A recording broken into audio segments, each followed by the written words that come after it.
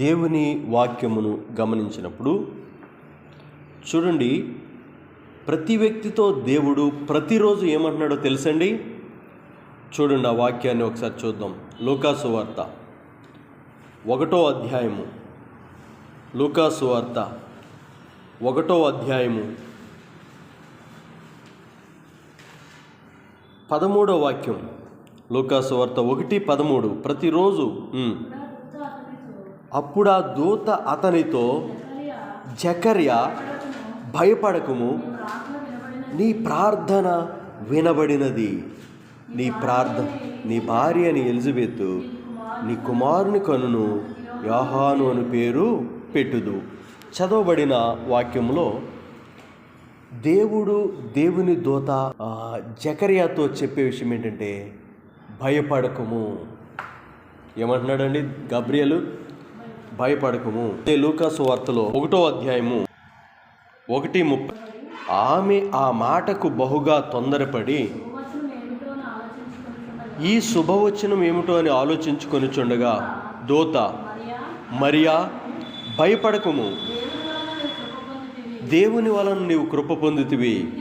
ఇదిగో, నీవు గర్భము ధరించి కుమారుని కని యేసు అను పేరు పెట్టుదువు. చాలండి. మరియా భయపడకము. మొదటి పాసేజ్లో జకర్యా భయపడకము. బైబిల్ గ్రంథంలో మరి స్పష్టంగా ఆ పదాలు నేను గుర్తించలేదు కానీ, చదవలేదు కానీ, చదివాను వాక్యము అనేక సార్లు బైబిల్ పూర్తి చేశాను. కానీ భయపడకు అనే మాట ఎన్నిసార్లు ఉందనేది నేనైతే లెక్క రాయలేదు.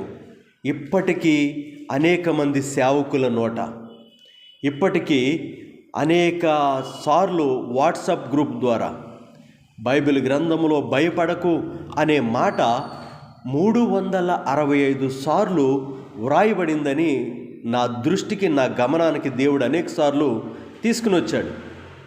ప్రియమైన వాళ్ళరా, అంటే మరియా భయపడకన్నాడు, జకర్యా భయపడకన్నాడు. ఈరోజు ప్రపంచ ప్రజలతో దేవుడు చెప్పేది ఏంటంటే భయపడకంటున్నాడు. ఈరోజు జేమ్స్తో, ఈరోజు అభిషతో, ఈరోజు ఐజక్తో, ఈరోజు స్వప్నతో, దేవుని లాంగ్వేజ్లో జెసిన్తో కూడా దేవుడు చెప్పేది ఏంటంటే భయపడకు. దేవునికి స్తోత్రం. ఒక సమస్య తీర్చాడు. తగిన సమయం రావాలి, తగిన సమయం దేనికైనా రావాలి, వస్తుంది. మీ దుఃఖ దినములు సమాప్తములగును అని వాక్యము తెలియచేస్తూ ఉండగా, దేవుని వాక్యం సత్యం, వాక్య సారాంశం సత్యం, వాక్యము తప్పిపోయినట్టు కాదు. దేవుడు చెప్పిన ఏ మాట అయినా నిరర్ధకము కానేరదని చెప్పి దేవుని వాక్యం తెలియచేస్తూ ఉండగా, అట్టి వాగ్దానమును చేతపట్టుకుని దేవుని సన్నిధిలో మనము సాగిపోదాం. దేవుడి మాటలు దీవించి ఆశీర్వదించి ఆయన ధైర్యమును, ఆయన శక్తిని, ఆయన సామర్థ్యమును, ఆయన కృపను, ఆయన మేళ్ళు, ఆయన వాగ్దానాలు మనందరి విషయంలో, మీ కుటుంబం విషయంలో నెరవేరునుగాక. ఆమెన్ చెప్దామండి.